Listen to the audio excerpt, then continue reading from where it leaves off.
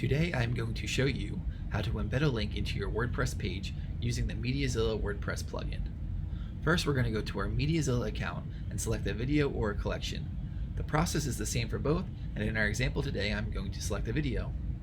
You want to go to your share link settings, enable the share link if it is not already enabled, and go down to the link to share section and copy that to your clipboard. After it's copied to your clipboard, we can head over to our WordPress site. What we want to do is make sure that we have the MediaZilla plugin installed and that it is activated. If you do not have the plugin installed, you can download it from our MediaZilla Help Center. Next, I'm going to create a new page, and the process works the same for post as well. And I'm going to click on this block, add block plus sign here, and I'm going to search for the embed option, and I'm going to paste our share link URL into the text box and click embed. After a second or two, your video will appear in the WordPress text editor.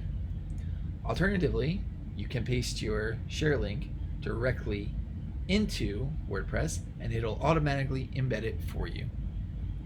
Finally, we're going to go to the preview section here just to make sure our videos are playing as expected. And as you can see, they are.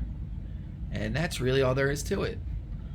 Please reach out if you have any questions. We will be more than happy to help.